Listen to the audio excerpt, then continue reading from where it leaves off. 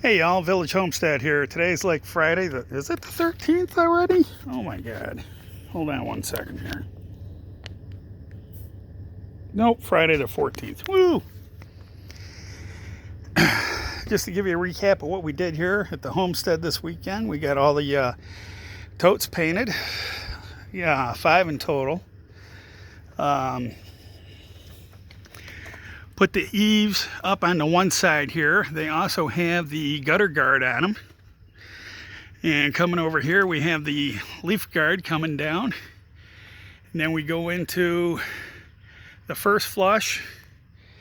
And that goes down there and drains out there. And then we go over right into one of the large totes. This is a 330 gallon tote.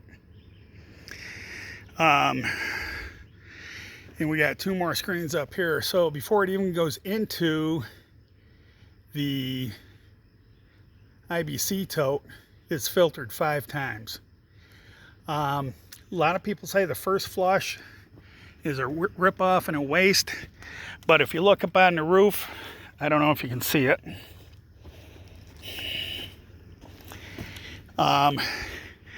There's just a lot of dust, a lot of pollen up there. So all that stuff, the first rain is going to go right into the first flush. And it's about 2.2 gallons for the first flush. And hopefully all that stuff will get taken out before it even goes in there.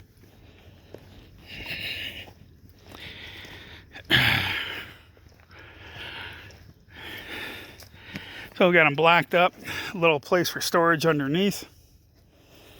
Got a little hot water heater on demand. It's very nice.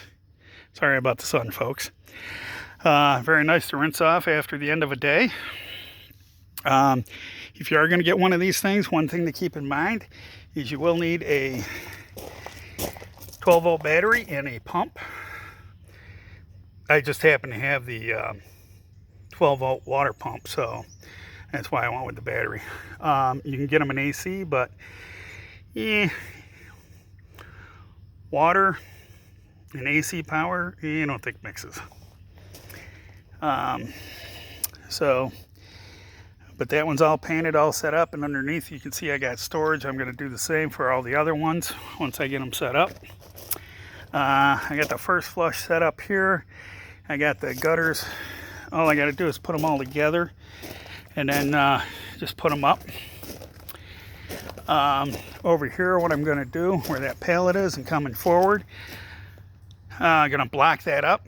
Actually, I'm going to put down some tarp and then crusher run on top and block it up like I did the other ones. Put a tote on there and then put another tote right on top of it. So I'll have 2 275 gallon totes stacked vertically. And the one tote actually has a hole in the center so that I can actually, it's like a bung, like for a 55 gallon barrel. You can actually unscrew it, pull that out, and what I'm planning on doing is getting some PVC so I can screw in there, and then that'll run out underneath in between the 2 totes, and I'll have a downspout in there with a cap on it, so this way here, that's how I can fill that. And then I'll have 2 storage containers there. I'll probably put the other storage container back by the tree. The other thing I got done this weekend is I got both generators serviced. This one and that one over there. That one over there hadn't been running probably about 5-6 months. So I did a loop, did an oil change on both of them, and air cleaner, cleaned both air cleaners, cleaned the spark arrestor,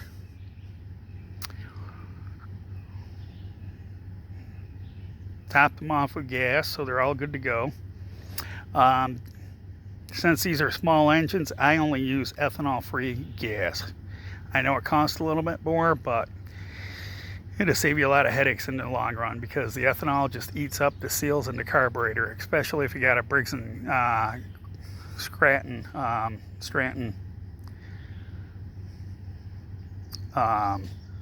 engines.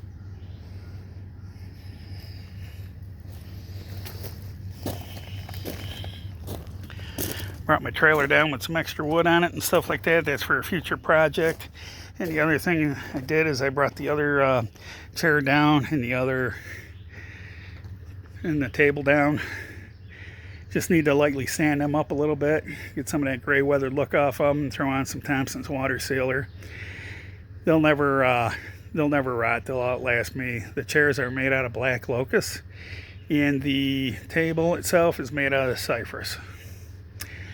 Oh, also put the deadbolt on the door today.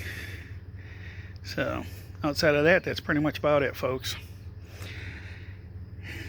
Enjoy your day. I'm heading home.